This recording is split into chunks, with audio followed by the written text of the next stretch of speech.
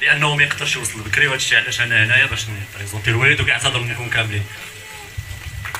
الميرث النشاء او مدنخ سنميرث لا فامي السراديه. ما اجمل التكريم ان ياتي. اجي معنا سي جواد، مازال محتاجين، ما سخيناش بك.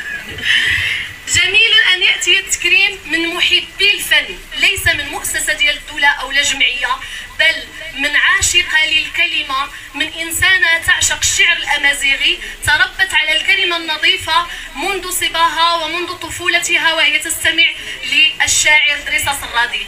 ارتأت انها اليوم في ارضه وداخل مجاله ووسط يعني محبيه واخوته ان تقدم له مجرد تذكار بسيط جدا لتعبر له عن مدى حبها وتقديرها له. أستاذة سعاد حسيوي تفضل معنا، مديرة فندق لا ترويد، تفضل معنا. مكيس سنم الداي نيري